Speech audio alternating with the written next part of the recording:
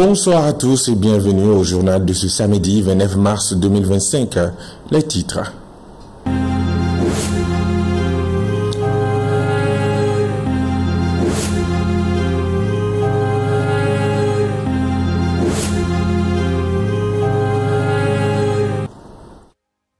Une correspondance adressée au directeur général, le comité du centre hospitalier universitaire Gabriel Touré, affilié au syndicat national de la santé, de l'action sociale et de la promotion de la femme, a informé l'opinion nationale d'un arrêt de travail depuis hier vendredi 28 mars 2025.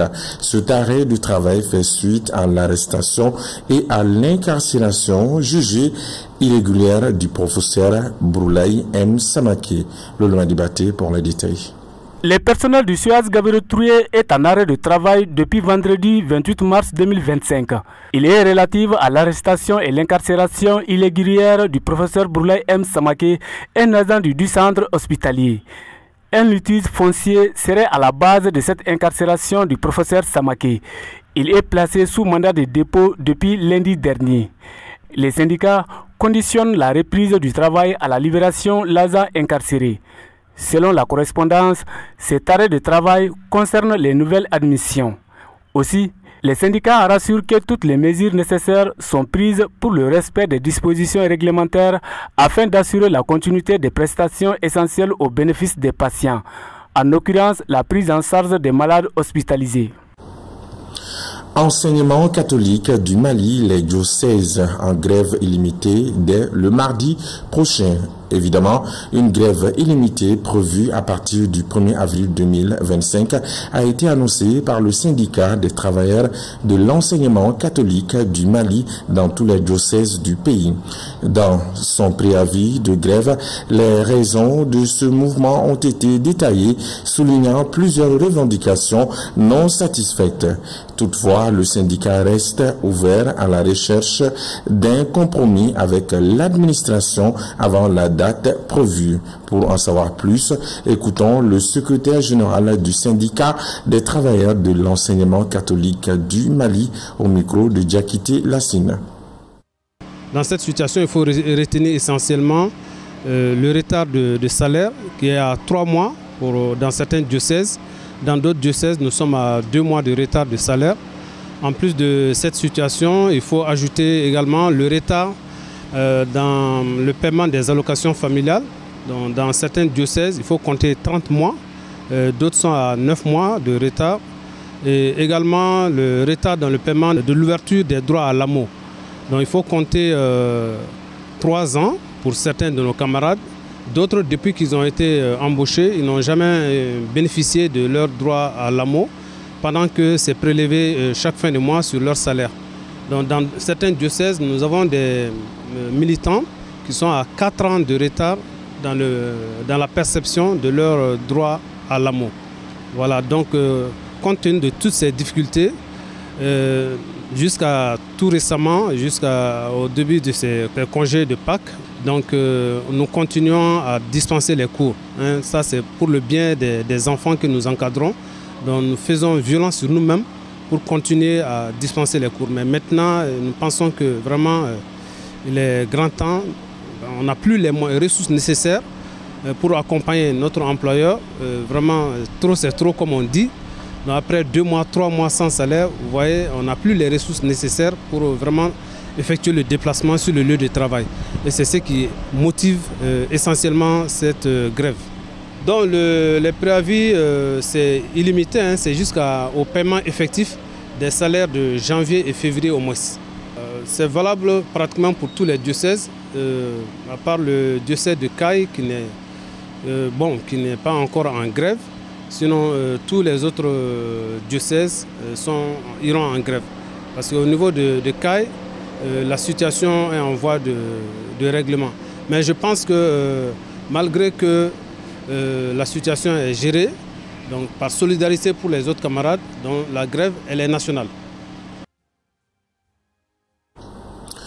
Actualité dans un autre registre, le mois de Ramadan tend vers sa fin, même si le croissant lunaire n'a pas été encore aperçu.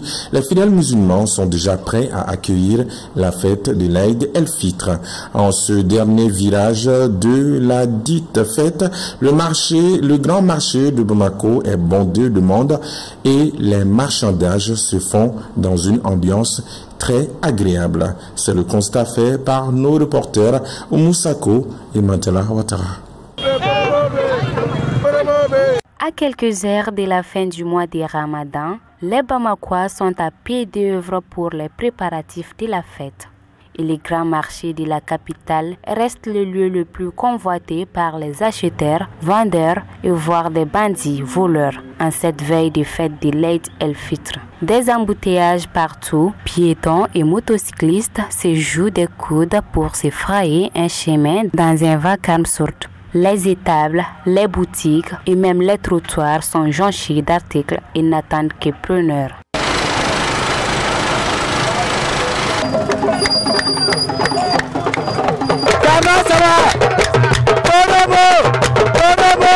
Malgré cette grande affluence, les vendeurs regrettent la morosité du marché. Ils pointent du doigt la crise socio-économique auquel notre pays fait face.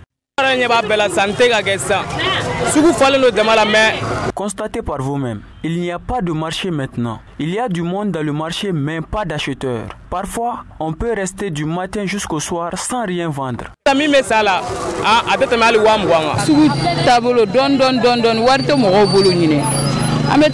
Cette année, on ne fait que se débrouiller. Les gens n'ont pas d'argent. Tous les articles sont chers. Cela n'est pas de notre faute car les prix sont élevés chez les fournisseurs. Donc, pour faire un peu de bénéfices, nous sommes obligés de les vendre cher. Les dames premières concernées par les fêtes dénoncent le prix élevé des habits, surtout les articles pour enfants. Nous les mères, nous souffrons beaucoup à l'approche de la fête. L'argent donné n'est pas suffisant pour faire le nécessaire des enfants. Et on fait le mieux pour compléter. On se contente avec le peu qu'on nous donne. Sinon, ce n'est vraiment pas facile, surtout quand tu as plusieurs enfants. Il faut qu'il revoie les prix des articles. Sinon, nous souffrons vraiment. Depuis 10 heures, je suis au marché et je n'arrive pas à acheter quoi que ce soit à cause de la cherté. En dépit de la conjoncture, les uns et les autres espèrent fêter dans la joie et l'allégresse. C'est le plus important pour le moment. Ce samedi 29 mars 2025, l'association IUR Poulakou, à travers sa présidente Cissé Assimao Bari, a remis 10 bœufs d'une valeur d'environ 5 millions de francs CFA aux personnes déplacées internes des 8 sites de Bamako. La cérémonie de remise a eu lieu au parc à bétail de Niamana. Compte rendu, Diakité Lassine qui nous revient.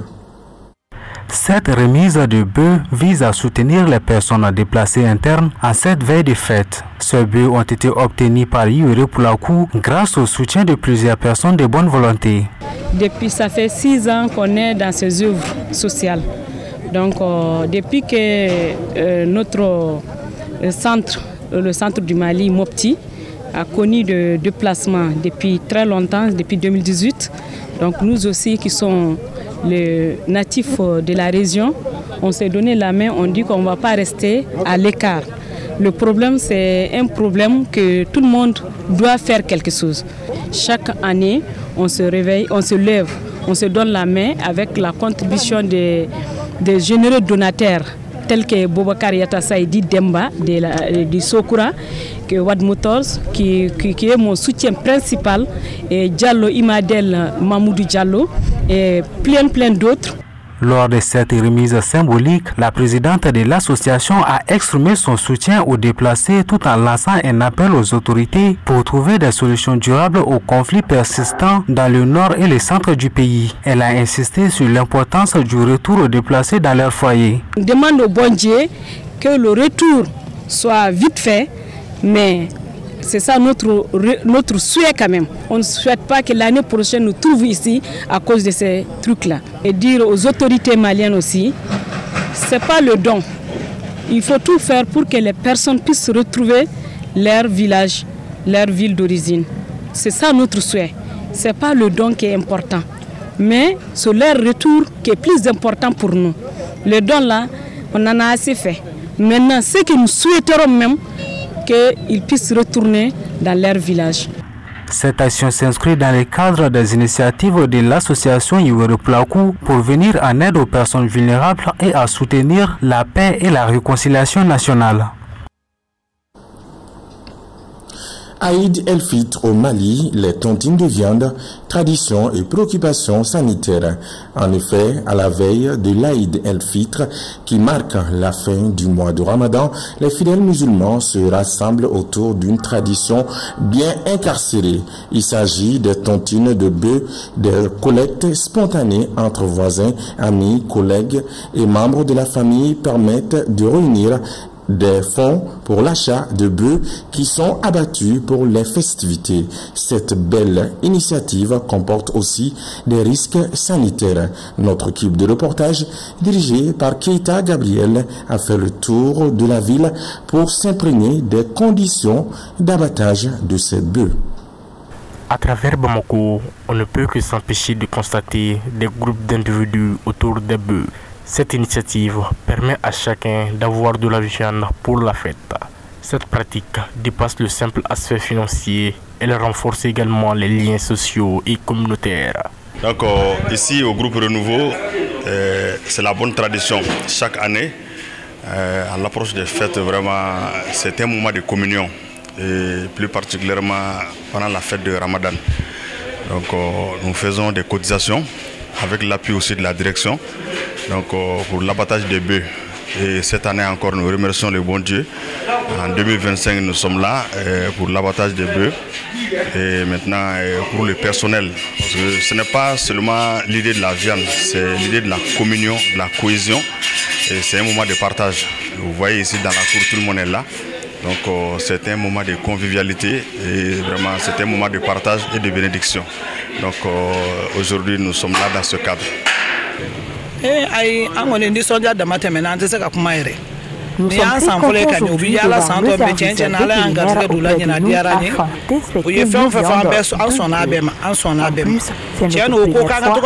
voir nous ne pouvons que les remercier pour Cependant, l'inquiétude en matière de santé publique poursuit cette initiative. En effet, l'abattage des bœufs se fait parfois dans des conditions hygiéniques inappropriées, ce qui pose des risques pour la santé des consommateurs. Pour réduire les risques, la Direction nationale des services vétérinaires a déployé des équipes d'inspection à travers la ville pour s'assurer que les normes sanitaires sont respectées. Pour aujourd'hui, notre travail, ça consiste à inspecter les viandes destinées à la consommation concernant la fête de Ramadan. C'est-à-dire, pendant la fête de Ramadan, vous savez, beaucoup de personnes se présentent au marché pour aller chercher, au marché à bétail, pour aller chercher des animaux. À l'occasion de la fête de Ramadan, ils font l'abattage. Et ces abattages se font souvent dans des conditions non souhaitables. Donc le service vétérinaire du district de Bamako a décidé d'organiser des missions de contrôle au niveau de toutes les communes du district de Bamako. Donc nous sommes chargés de la commune 6. Donc nous passons dans les différents services pour inspecter les viandes, les carcasses des animaux abattus, afin d'éviter des maladies qui peuvent contaminer les personnes. D'après un inspecteur des services vétérinaires dans le district de Bamako, les conditions d'abattage ne sont pas toujours respectées. Cela soulève des préoccupations quant à la sécurité alimentaire et les autorités encouragent les citoyens à être vigilants et à signaler toute irrégularité. Bon, effectivement, on a beaucoup de conseils à donner à de telles pratiques. On a dit que vraiment il faut éviter de dépecer les animaux à même le sol. Il faut chercher des plastiques ou bien des tables, de grandes tables sur lesquelles on peut quand même dépecer les animaux. Donc ces conseils qui ont été donnés il y a quelques temps, 1 an, 2 ans, 3 ans maintenant, aujourd'hui on a vu que partout où on a passé, on a vu dans l'essentiel le point où on a inspecté la viande, on a vu quand même que beaucoup de personnes ont respecté ces trucs-là. Parce qu'un peu partout on voit des gens avec les plastiques en train d'étaler la viande sur ça et puis faire leur abattage. Donc la fête oui, mais la santé d'abord. Bonne fête à toutes et à tous. Direction Tombouctou, à quelques heures de la fête du Ramadan, comme dans les autres localités du pays, les préparatifs vont bon train dans la cité des 333 saints. Commerçants, poseuses de henné, tresseuses, clients, tout le monde est mobilisé. Suivant le compte-rendu de notre correspondant sur place. Ablaï Sissé, Ablaï, est-ce que tu es venu au marché pour faire quoi? Acheter des jeans complets. Le jean complet. Là-bas, c'est moins cher. Bonjour madame. Bonjour. Je suis venue pour acheter les chaussures des enfants. Est-ce que ça va, le marché, ça va? Ça va un peu. Les choses sont moins chères quand même. Bien, merci. Par rapport à l'année dernière, c'est moins cher? C'est moins cher. Ça va un peu quand même. Mohamed, bonjour. Allah, ça va. Ça va bien? Au marché, ça va? Les marchés, ça va? Les marchés, ça va. Les marchés, ça va. Ça, vous vendez bien? Inch'Allah, ça va, ça va. Par rapport à l'année dernière, ça va? Ça va, ça va. Les clients commencent à venir. Est-ce que cette année, le marché est bon plus que l'année dernière? Bon, ça ne vaut pas comme pour l'année dernière. Qu'est-ce qui explique? Bon, maintenant, là, il me semble que partout, ça ne va pas un peu, quoi. Est-ce que ça va cette année, ça va? Les clients commencent à venir? Les clients commencent à venir. Cette année, ça va? Ah, ça ne va pas dire tonton. Ça, c'est la vérité. L'année passée, là, on doit trouver beaucoup de clients plus que ça. Ça, on peut dire ça. Parce qu'il y a des difficultés, quoi. Il n'y a pas l'argent. À la veille de la fête du Ramadan 2025, la protection civile de Caille a mis en place des dispositifs de prévention pour limiter les accidents de circulation en cette période de grande mobilité. Quelles sont ces mesures et leur efficacité?